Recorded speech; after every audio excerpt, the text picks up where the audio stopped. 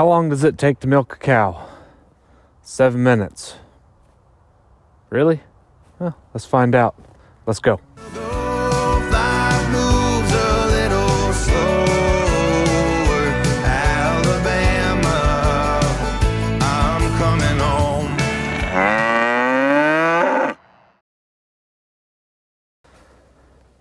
All right, first thing, I'm gonna get my cheesecloth, put it in my bucket, strap it down with a rubber band.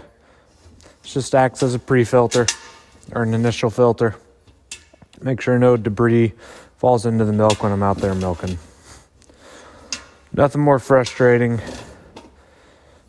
than something getting into your milk bucket, ruining all your work. Then I'm gonna put my teacup and my actual milking device together because I'm going to be machine milking today. Attach that to my bottle.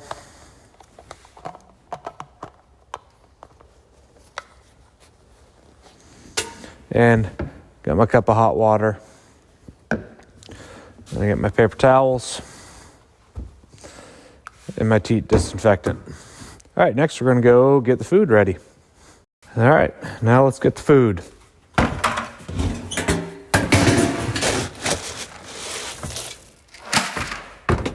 A little bit of multi-species.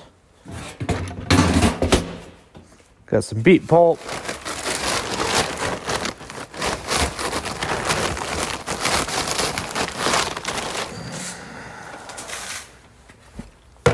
And some chaff hay.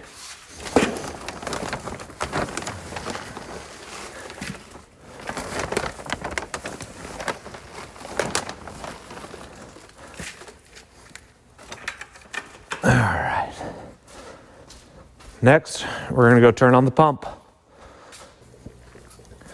All right, turn the pump on. Gonna check, make sure we have oil in sight glass. Turn it on, and then I'm going to be adjusting my relief valve till I'm reading between 10 and 20 inches of mercury. It's not the most scientific in the world, but I'm milking a cow, not going to the moon. Now, let's bring everything outside.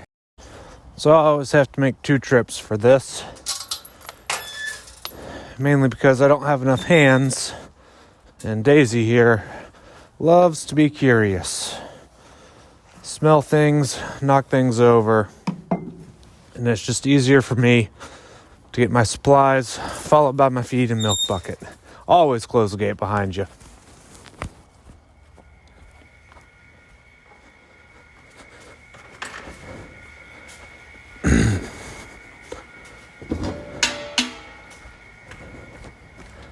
All right, then I always set my milk bucket up out of the way.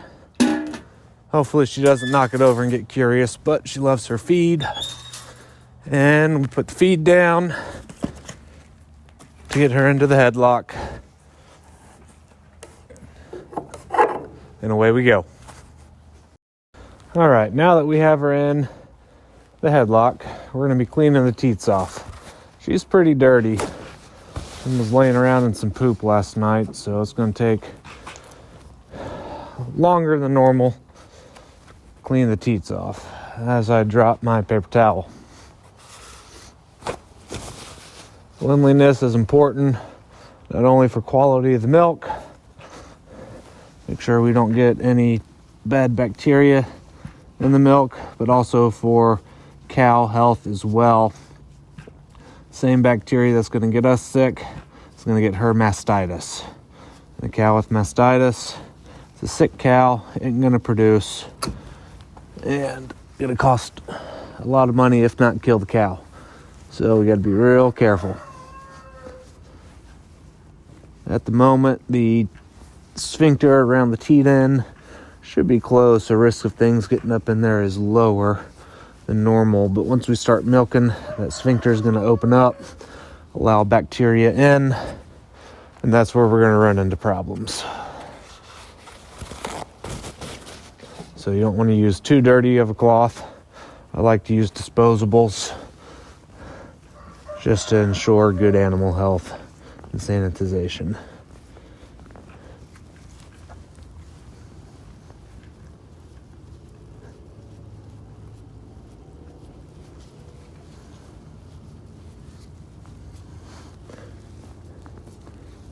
Get all around the udder. Inspect all sides. Leave no poop remnant left behind. Okay, next. We're going to be spraying the teats with our disinfectant. I'm using an iodine spray. We want to get all the teats equally on all sides.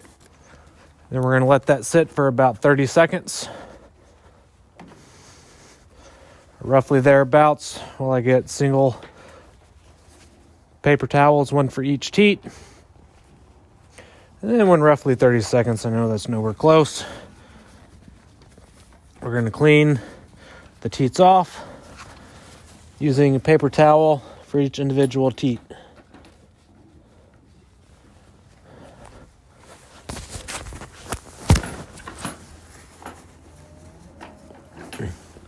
All right, and then next, we're going to be stripping the foremilk. About 4 squirts from each one. It's going to get all that foremilk left in the teat cistern. Get rid of any bacteria that may or may not be in there. Okay. All right, and then from here, I'm going to be hooking up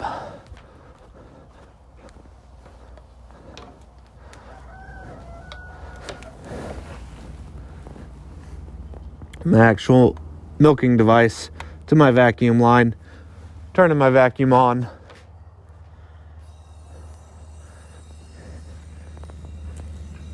and attaching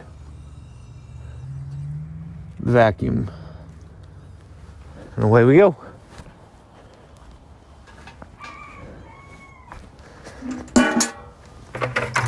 Get my little stool and bucket set up.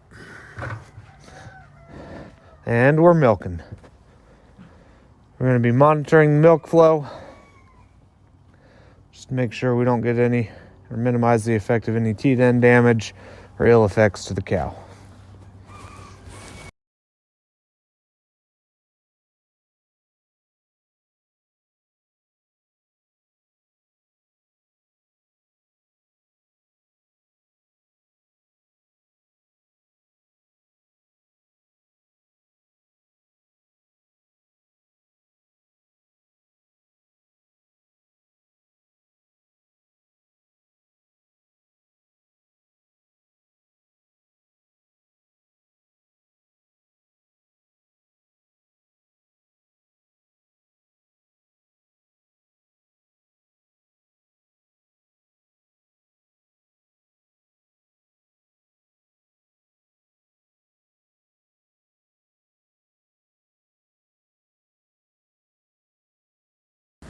And then what you're not seeing on the other side is the fact that once the milk jar fills up, I'm undoing it and dumping it into my actual milk bucket. As you do this, I move it between all of the teats. My cow only has 3. We dried up the 4th one. So just move between all 3 just so we don't over milk one teat and allow blood to circulate back into the teat.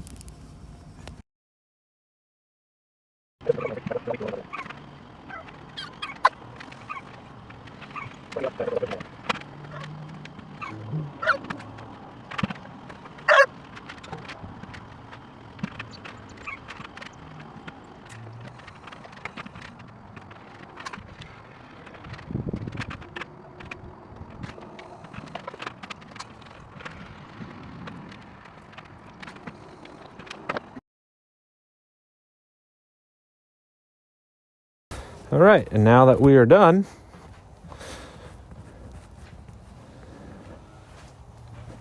just going to turn our vacuum system off, well, our vacuum off out here, and then we'll go turn it off inside and then come clean up from the milk.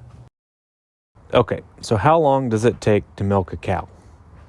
By the time I leave my door to the time that I get done cleaning up from everything is about 30 minutes. So why then did I say 7? Well, the actual act of milking a cow where milk is coming out of the teat, known as a letdown, is controlled by endorphins. The second you start touching the cleat in the teaning and the fore-milk stripping process, the cow's brain releases the endorphins. It takes about 2 to 3 minutes for those endorphins to take effect, get through the bloodstream, and actually produce a letdown. Then the effects of those endorphins only last for about 5 to 7 minutes. So regardless of whether I'm machine milking or hand milking, it takes me about 7 minutes to actually get the milk out of the cow into the bucket. It's all the ancillary things that add on that additional time. The setting up the equipment, the prepping the feed, the turning on the vacuum system, to the cleaning of all the things that add up that extra time. If I'm in a rush, can I get it done quicker? Yes. If I'm being disturbed, will it take longer? Yes. You add on additional animals, there's additional time. However, the prepping and the cleaning process is roughly the same time, because I only have one bucket to clean. I only have one teat collection system or a teat cup to clean, regardless of whether or not I have 1 or 2 animals. But 1 animal, 30 minutes. Hope that helps.